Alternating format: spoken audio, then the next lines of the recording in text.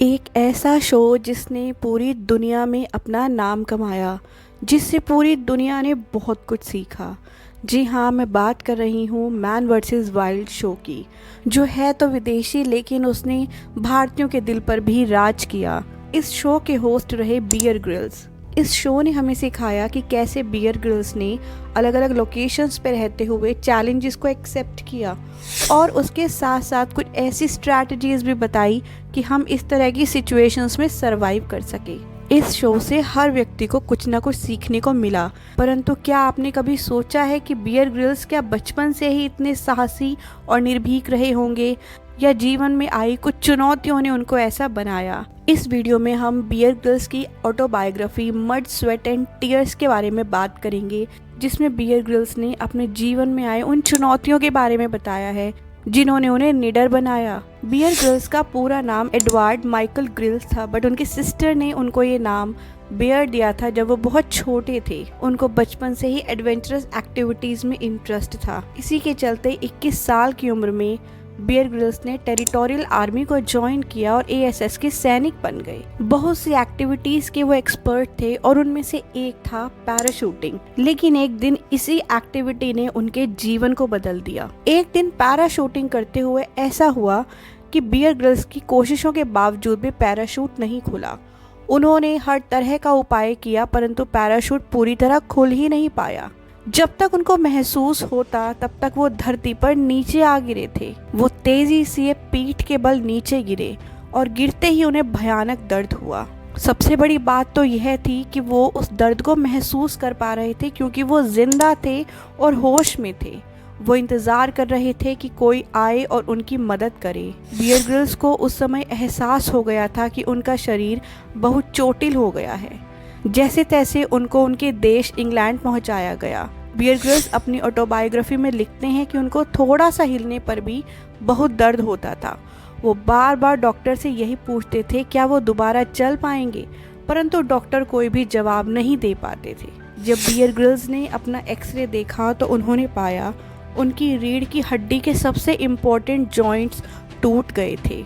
ये कमर के वो हिस्से होते हैं जो पूरे शरीर का भार उठाने के लिए रिस्पॉन्सिबल होते हैं। चोट का दर्द कम नहीं था, ऊपर से यह सदमा भी उनको लग गया। उनकी हालत इतनी गंभीर थी कि उनको सपने में भी डर लगता था। उन्होंने यह मान लिया था कि अब शायद ही कोई दिन ऐसा होगा कि वो चल पाएंगे। जिंदगी का हर पल उनको डर की तरफ ले जाता था। वो यही सपना देखते रहते थे कि वो ऊपर से नीचे गिर गए हैं। इस चोट ने उनके दिमाग को भी गहरा सदमा दिया था। बियर ग्रिल्स की तबीयत खराब होती जा रही थी, दर्द बिगड़ता जा रहा था। वो अपनी ऑटोबायोग्राफी में लिखते हैं कि वो सामना नहीं कर पा रहे थे। वो इतने डरे हुए थे कि उनको अपना भविष्य समझ नहीं आ रहा था। उनको लग रहा था शायद अब कुछ नहीं हो पाएगा, उनके सारे सपने खत्म हो गए हैं। वो बहुत ही नेगेटिव और डिप्रेस्ड हो चुके थे। लेकिन बियर ग्रिल्स एक बात समझ पा रहे थे। उनको लगता था यदि वो अपनी सोचने की तरीके में बदलाव करें तो हो सकता है जीवन में कुछ बदलाव जरूर आए। और उनके जीवन में एक दिन ऐसी ही एक अद्भुत घटना हुई। हॉस्पिटल के रूम में उन्होंने देखा उनके सामने एक फ्रेम है और उस फ्रेम में एक धुंधली सी तस्वीर पर माउंट एवरेस्ट का चित्र बना हुआ है। उनको याद आया कि माउंट एवरेस्ट चढ़ने का सपना उनका और उनके पिताजी दोनों का था। उस तस्वीर से उनको अपना सपना याद आ गया। उन्होंने बहुत हिम्मत की और बैसाखी के सहारे चलते हुए उस फ्रेम तक पहुँचे और उस फ्रेम को उतारा और उसको साफ किया। उस दिन उन्होंने सोचा शायद ये फ्रेम उनको निराशा से बाहर निकालने के लिए ही दिखाई दिया है। उस समय उन्होंने सोचा शायद ये फ्रेम पर उनकी नज़र इसलिए पड़ी क्योंकि उनका जीवन एक और मोड़ लेना चाहता है।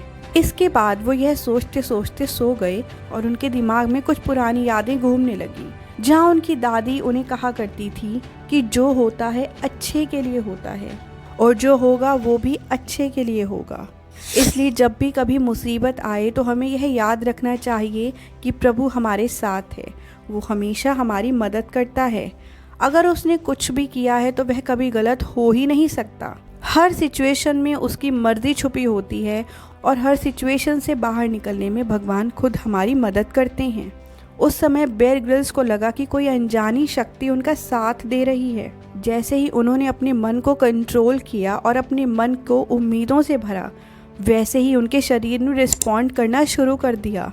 शरीर खुद ब खुद ठीक होने लगा। डॉक्टर्स भी इस बात से हैरान हो गए कि जिस व्यक्ति में इतने समय से सुधार नहीं हो रहा था, उस व्यक्ति का शरीर इतनी जल्दी कैसे ठीक हो रहा है।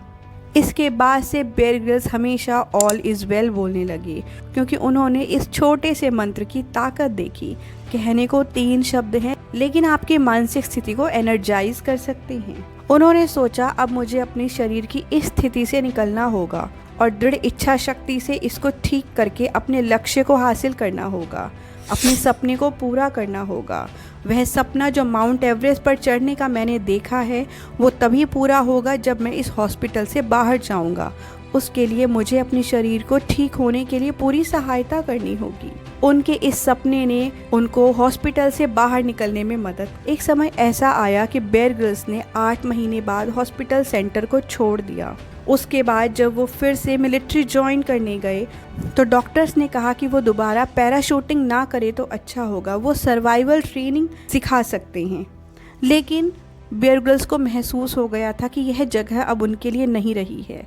उन्हें अपने सपने को पूरा करने जाना होगा। इसके बाद उन्होंने आर्मी को छोड़ दिया और बेरोजगार हो गए। माउंट एवरेस्ट पर चढ़ने के लिए उन्हें पैसे की ज़रूरत थी। उन्होंने बहुत सी कंपनीज को स्पॉन्सरशिप के लिए अप्लाई किया, बट हर जगह से रिजेक्ट हो गए। इतने रिजेक्शन के बाद भी वो रुके नहीं। इसके बाद ज़िंदगी में एक ऐसा मौका आया कि वो एक कंपनी के CEO से मिले, और CEO ने सिर्फ उनका जुनून देखकर उन पर भरोसा किया और $100 की स्पॉन्सरशिप के लिए तैयार हो गए। जब इतनी बड़ी कंपनी ने उनको स्पॉन्सरशिप दिया, तो दूसरे लोगों को भी यह उम्मीद मिली कि वो लोग भी उन्हें स्पॉन्सर कर सकते हैं, और बेयर ग्रिल्स एवरेस्ट पर चढ़ने वाले सबसे यंग ब्रिटिश बन गए।